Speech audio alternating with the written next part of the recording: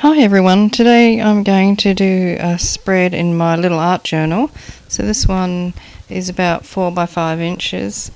I hadn't used it for ages and I dug all my little journals out of the drawer just recently and I thought it's time I started using them again.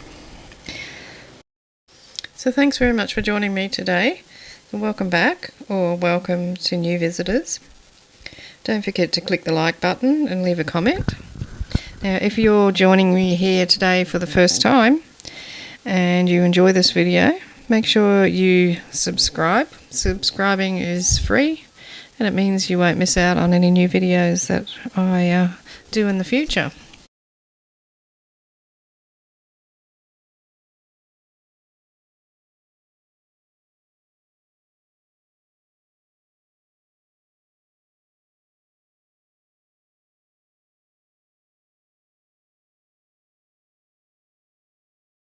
So whilst it's autumn here in Australia, these pages are going to have a spring feel to them.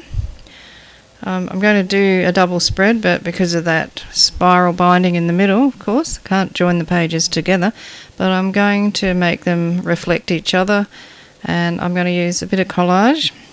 So I wanted to get rid of some of my collage papers because they're starting to build up. And what I've also made is I specifically made some really bright papers from, I think they started off as runoff pages from jelly printing, and I deliberately coloured them with bright colours and made sure I didn't bleed any of the colours into each other, so everything stayed nice and vibrant. And then I scribbled all over them, and you'll see a bit of that in a moment. So with this little collage, or this mixed media page I should say, what I've started with was a coating of clear gesso on the pages, because it's only 110 GSM, this paper, so quite a lightweight paper. And then I've stamped with my little script stamp, and now I'm just using some collage pieces to provide some background colour and a bit of texture. And once I get them down, I will then use some watercolour paints to brighten up the backgrounds and add some more vibrant colours in.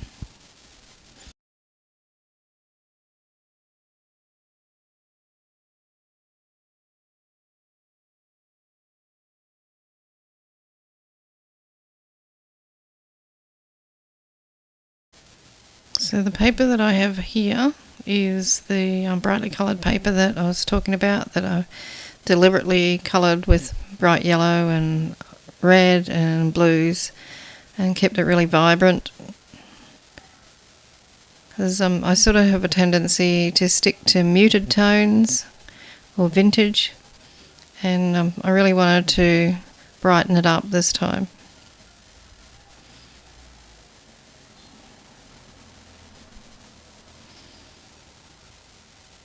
And my colours, because I kept them away from each other, they stayed nice and clear. There was already some ink and things on that paper before I started adding the paints to it, so I think it was some purple ink. So that's what you can see behind some of those bits. And at this point in time, I'm just using the glue stick to put the collage pieces down. So I've got this little watercolour set. It's only really an expensive one. The brand is Montmartre, and I really like it, and I'm really getting some good use out of it. It's such a handy little size, and I'm finding that the pigments are really strong and vibrant, so I'm really enjoying playing with this little palette of watercolours just recently. So this cost about, it was less than $30. I think it was about 25, that's Australian dollars. So it's very economical.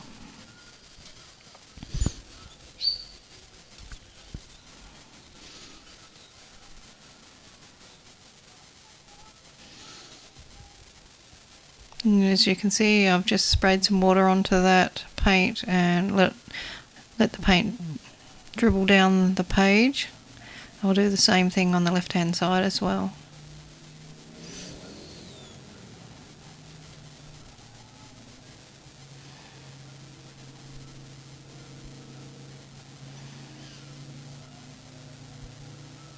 And these pages that I'm using are 2 pages glued together. As I said, the paper is only 110 GSM, so just to give it a bit more strength, I thought it best to use double thickness.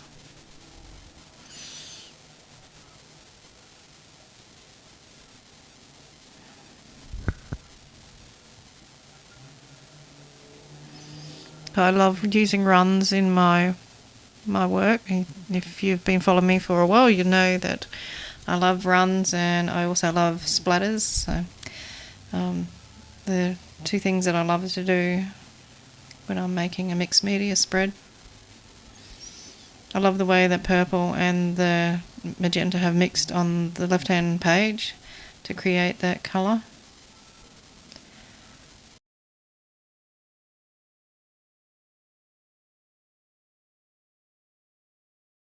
So I just dried that off, and now I'm going to stamp some numbers on there. It's got this really big number stamp. It's just some random stamping, just to add a little bit more of visual texture more than anything. So I'm going to use some white gesso just to lighten up a couple of areas where mainly the joins in the paper is what I want to cover over, and a couple of places where I thought I just wanted to be lightened a little bit.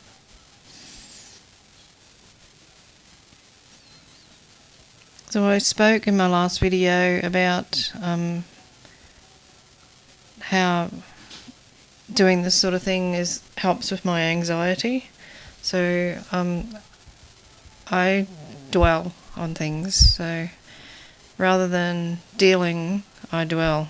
So and just constantly worry. The things that probably don't worry other people have the opposite effect on me, and I'll lay awake at night thinking about scenarios and what might happen if I do this, what might happen if I do that, and worrying about things that will never happen, basically.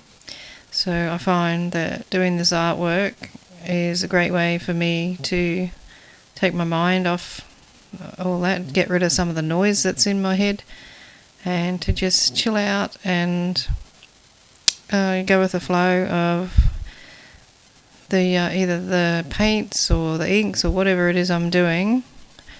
So the arting helps. So these are a couple of flowers that I cut out of a botanical textbook, and I was thinking about colouring them in, but then I decided to just leave them black and white. The paper isn't actually a true white colour, it's more of it's an off-white anyway. So I thought it doesn't have that stark white look about it. It's quite nice. So I glue these down, and then I will use a marker to go around the edge of them. Add on some stems and a couple of leaves to make them look like plants, like flowers growing.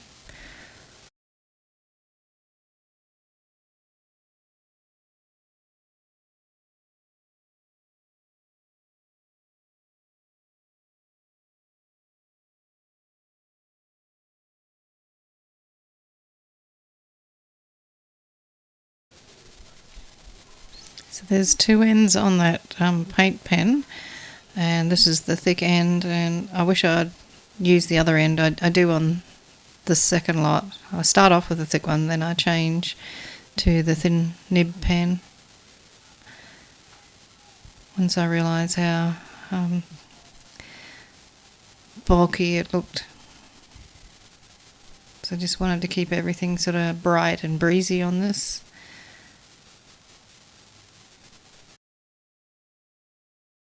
everything I'm doing, I'm sort of doing it intuitively, really. I apart from wanting to use the papers that I use, that was really the only bit of planning that I did. I had originally thought to use inks, but then decided to use the watercolour palette.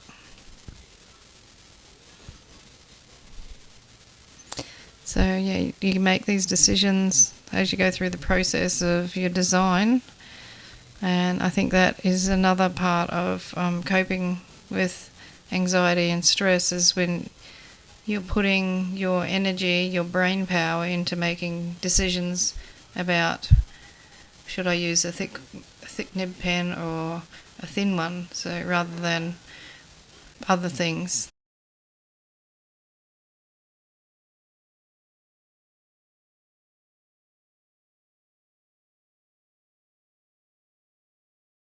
So this is a black water soluble crayon that I'm just going around the edge with.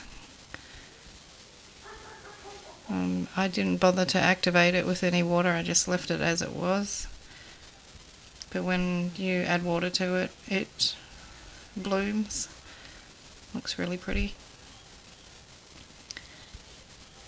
And I've got my white gesso, which has been watered down, and I'm just going to add some splatters on there. Gotta have my splatters. And I'm loving the way this is looking. I love the vibrant colours, and I love the flowers even though they are black and white.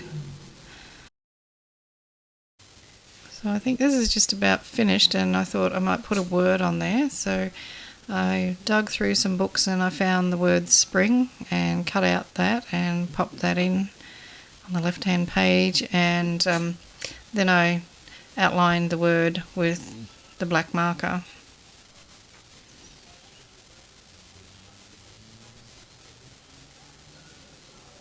So I had to dry off my white splatters before I could use the marker.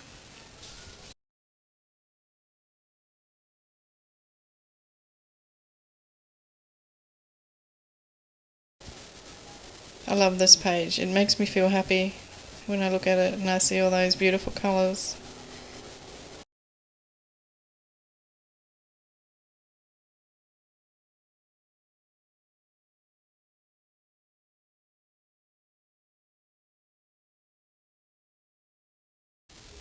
Okay, so that's all finished off now. What do you think of it? I hope you like it. I hope you enjoyed watching the process, and that you'll join me again for another video soon. So in the meantime, happy creating, and hugs and cheers from Australia. Hooroo!